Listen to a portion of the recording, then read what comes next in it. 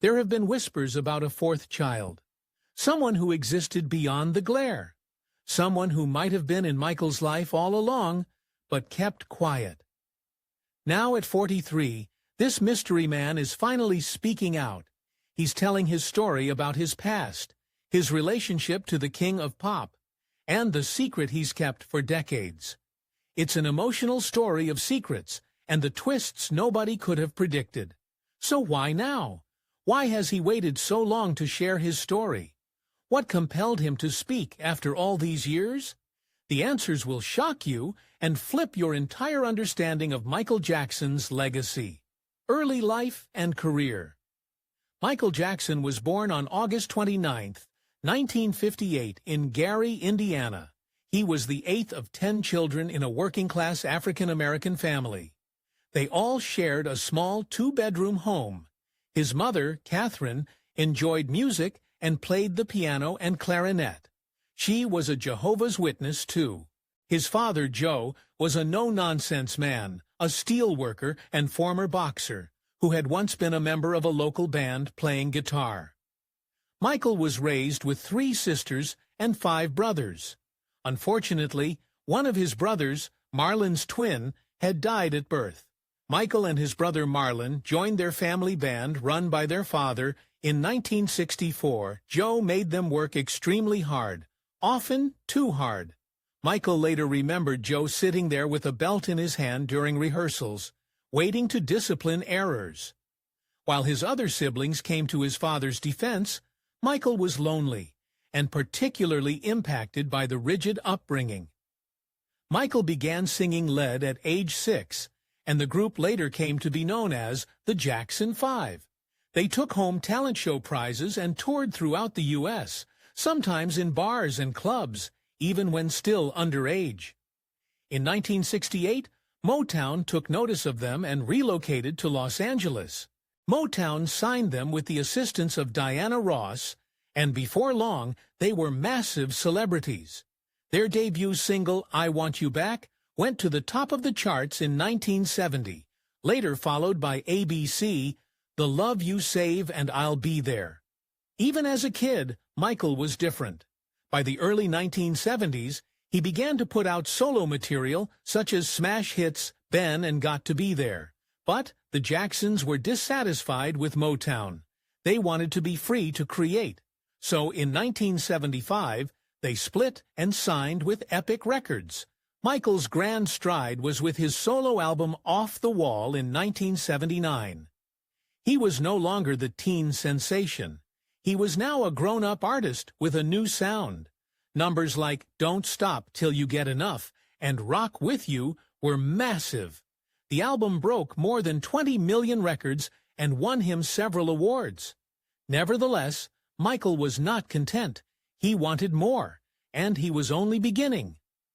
Between 1981 and 1983, Michael Jackson collaborated with Queen's lead vocalist Freddie Mercury. Together, they recorded demos such as State of Shock, Victory, and There Must Be More to Life Than This. They intended to release a full duet album, but it did not work as smoothly as they had imagined. Queen's manager explained that the relationship soured. Jackson brought a llama to the studio, and he was not pleased with Mercury's drug habit. Later, Jackson went on to record State of Shock with Mick Jagger instead, while There Must Be More to Life Than This was released much later in 2014. Jackson also donated a song to the E.T. audiobook in 1982. In the same year, he produced Thriller, which would go on to become the highest-selling album in history. It dominated charts for weeks, contained 7 top 10 singles such as Billie Jean and Beat It, and sold approximately 70 million records worldwide. In 1983, Michael danced to Billie Jean Alone for the first time on Motown 25 Yesterday, Today, Forever. That was when he introduced the moonwalk, donning his signature flashy glove.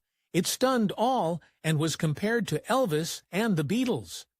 Thriller swept the 1984 Grammys, taking 8 awards, including Album of the Year. Jackson also swept at the American Music Awards. The Thriller video, complete with zombies dancing, contributed to doubling album sales. The same year, Jackson signed a $5 million endorsement contract with Pepsi, one of the largest. On a Pepsi commercial shoot, his hair was set on fire by pyrotechnics. He was burned, underwent additional cosmetic surgery, and gave his settlement to a burn center that was named after him. Subsequently, Jackson also appeared on the Victory Tour with his brothers, but on his final tour with them, Jackson donated his portion of the tour revenues, approximately $3 to $5 million, to charity. In 1985, Jackson, along with Lionel Richie, wrote "We Are the World" and raised more than $60 million for charity. That same year, Jackson made a significant business move. Jackson purchased the ATV music catalog, which owned most of the Beatles' hits, for $47.5 million, trumping Paul McCartney in the negotiations. Vitilago, Rumors, and The Man Behind the Makeup. When Michael Jackson was younger, he had medium brown skin. But beginning in the mid-1980s, fans and the media started noticing that his skin was lightening. People started speculating that he was whitening it. His doctor, Arnold Klein, later said that Jackson had a condition called vitiligo, which makes certain areas of the skin lose color. Klein further stated that Jackson suffered from lupus, yet another disease of the skin. He was also diagnosed with lupus in 1983 and vitiligo in 1986.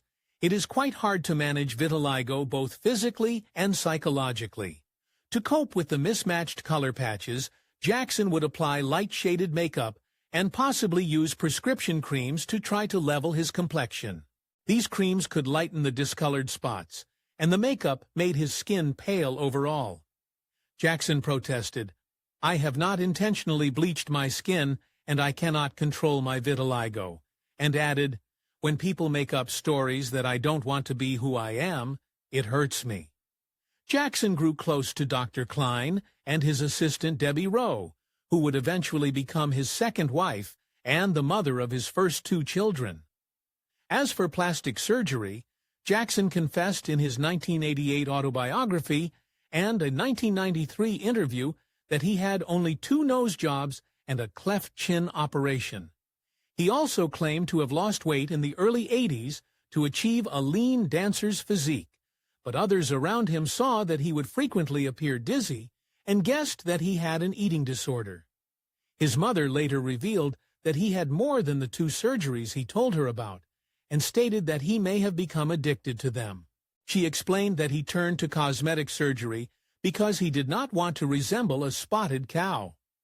In 1986, a wild rumor went around that Jackson was sleeping in a hyperbaric oxygen chamber to decelerate aging. Though he denied it himself, there was a photograph of him in one, which he explained was just a promo shot for a sci-fi venture. At that time, the tabloids were filled with bizarre reports, such as Jackson taking female hormones, undergoing plastic surgery to alter his eyes, and even attempting to purchase the remains of the Elephant Man. Most of it was denied by his manager, Frank DeLeo, but he did concede that Jackson was a health fanatic. British tabloid The Sun referred to him as Wacko Jacko, which he despised. The Atlantic subsequently discussed how Jacko was racist in its origins, having originally been used to refer to monkeys. Despite all the theatrics, Jackson continued to work on large projects. He collaborated with George Lucas and Francis Ford Coppola on Captain EO, a 3D movie for Disneyland.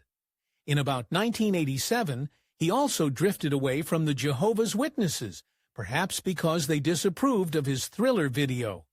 In 2001, however, Jackson claimed to remain a Jehovah's Witness, his iconic dance. Michael Jackson was born to dance. From the moment he was a little boy dancing alongside his brothers in the Jackson 5, he possessed a movement that drew attention immediately. As he matured and became a solo sensation, dance wasn't an aspect of his show. It was a large component of who he was. Whichever was the occasion, be it a music video, a live show, or an award ceremony, Jackson's performances would always be thrilling due to his dancing. One author had once described Jackson as, he would flick and withdraw his limbs like switchblades, or spin out of a whirlwind spin into immaculately poised toe stand. That was the kind of intensity and elegance he infused into each step. His steps were crisp and jerky one moment, smooth and fluid the next. It was this talent to go from power to refinement that gave his dance style an unforgettable quality. Of all his dance steps, the one that became his most iconic was the moonwalk. Although Jackson did not create it, he mastered it and popularized it worldwide. He was taught the moonwalk by a dancer named Jeffrey Daniel, and when he first did it live on television, fans were amazed. The way he appeared to float backwards while remaining perfectly upright seemed otherworldly. Jackson also christened the move with its legendary title. Prior to its popularity brought about by him, it was simply referred to as the backslide. After that single performance, however, it would forever be recognized as the moonwalk. Jackson had numerous other iconic moves as well. The robot, which preened him into looking like a dancing machine, was another crowd darling. Then there was the crotch grab, a gesture that caused controversy but also became one of his trademark moves. And who could forget the mind-blowing anti-gravity lean from his Smooth Criminal video?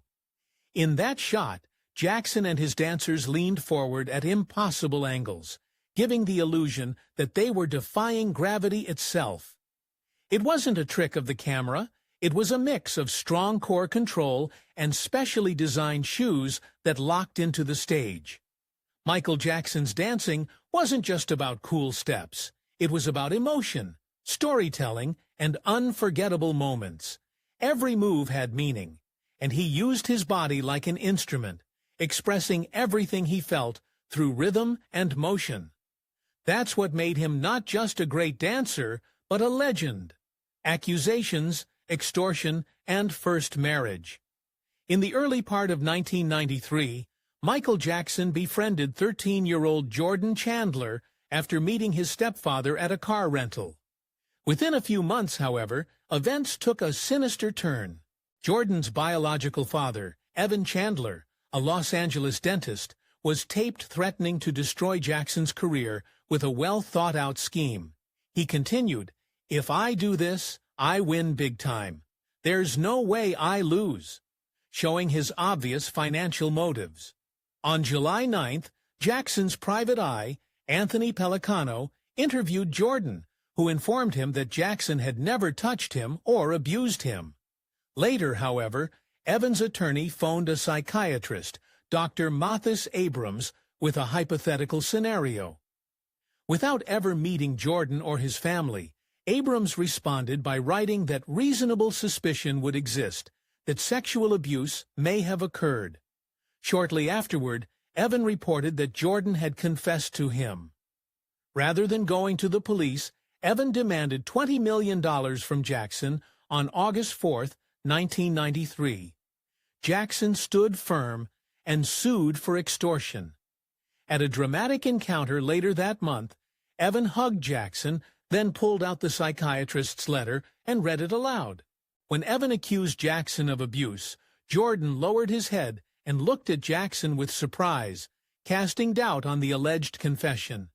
Evan ended the meeting by pointing at Jackson and saying, "I'm going to ruin you." Over the next few days, Evan's team kept pushing for a financial settlement, eventually filing a civil lawsuit demanding $30 million.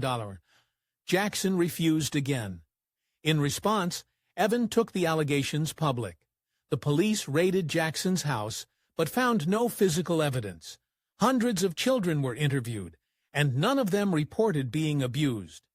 2 art books displaying boys in states of undress were found, but Jackson claimed that he didn't know anything about them and never opened them. A strip search in December was done to compare Jordan's description of Jackson's intimate areas, but it didn't coordinate. Prosecutors even queried Jackson's doctors and relatives if he could have modified his body. By January of 1994, Jackson settled the civil case for $15.3 million with additional payments to Jordan's parents, short of the initial demand. The child abuse claims in the lawsuit were dropped and substituted with negligence claims. Note, this did not abate criminal prosecution, but by September of 1994, after 400 witnesses and 2 grand juries, the case was closed. Jurors declared they heard no evidence against Jackson. At this time, Jackson battled painkillers from previous scalp procedures and postponed his dangerous world tour. In 1994, he wed Lisa Marie Presley, but they divorced after only 1 year. During the same period, he secretly contributed to composing music for video game Sonic the Hedgehog 3, but remained uncredited either out of the allegations or frustration with the quality of the music. Second marriage and fatherhood. After years of staying in the spotlight and coping with controversy after controversy, Michael Jackson embarked on a new phase of his private life in the mid-90s. Marriage and fatherhood. In 1996, as he was on his History World Tour in Australia, Michael made headlines, but this time for romance. He married Debbie Rowe, a dermatological nurse who used to work at his long-term skin doctor. Debbie was pregnant with their first child already after 6 months, and they were wedded in secret, quite unlike the commotion the press used to erupt after Jackson. On February 13, 1997, their son, Michael Joseph Jackson Jr., also referred to as Prince, was born. A little more than a year later, on April 3, 1998, they had their daughter, Paris Michael Catherine Jackson. Michael would frequently comment on how much his children loved him, and those around him stated that fatherhood mellowed him and provided him with a sense of stability he had not experienced in years. But as soon as their relationship started, it ended. In 2000, Debbie and Michael divorced. Though they broke up, Debbie relinquished the children to Michael. She was reported to have received an $8 million settlement, equivalent to about $15.1 million in 2024. Subsequently, when Jackson was subjected to another bout of child abuse claims in 2004, Debbie returned to court in an attempt to reclaim custody. The court fight culminated in a settlement in 2006. During this time, Jackson's career continued. In 1997, he had dropped a remix record called Blood on the Dance Floor, History in the Mix. It featured 5 new tunes as well as remixes of his previous material.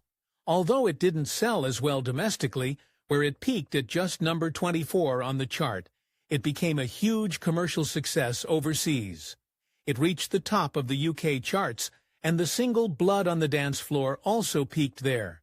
It sold more than 6 million copies, making it the highest-selling remix album ever. Despite ups and downs, one thing stood out during those times. Michael Jackson was changing. He wasn't just the king of pop on stage anymore.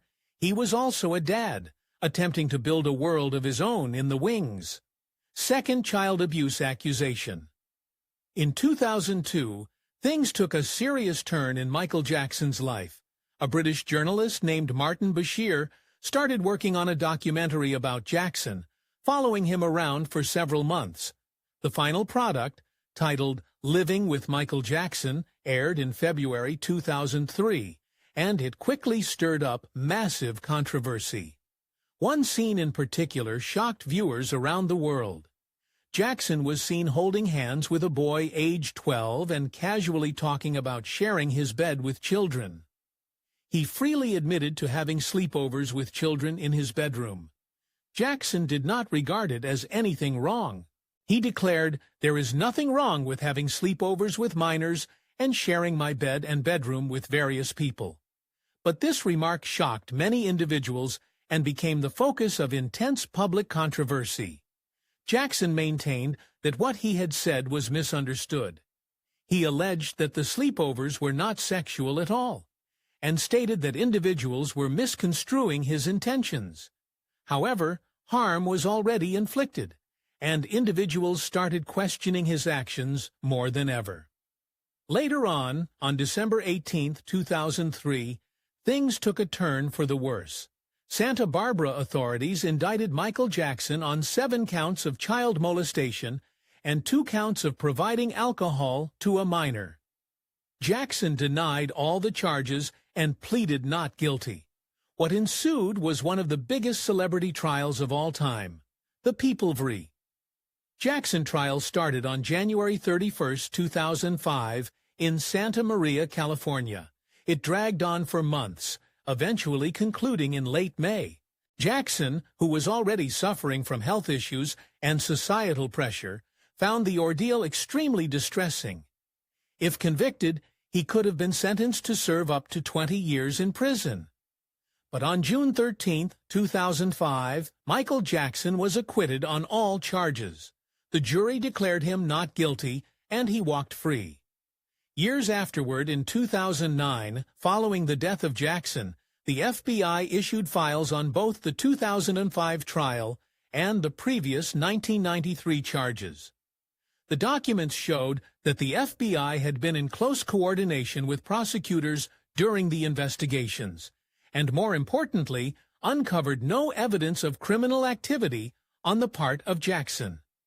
This period in Jackson's life was one of the most painful and darkest. Regardless of whether others thought he was innocent or not, the trial deeply affected his career, public image, and personal life. MJ's death. Michael Jackson unexpectedly passed away on June 25, 2009, a few weeks before his comeback concert series was supposed to kick off in London. The concerts were sold out completely, and his fans from across the globe could not wait to watch him live again. Jackson, however, was secretly going through some insomnia and was relying on sleep drugs to sleep at night.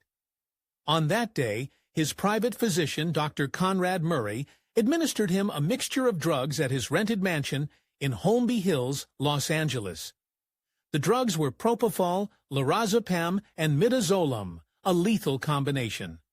At 12:21 p.m. Pacific Time, 1921 UTC, a call was made from the house to 911, and paramedics arrived just 4 minutes later. They discovered Jackson unresponsive and immediately began CPR.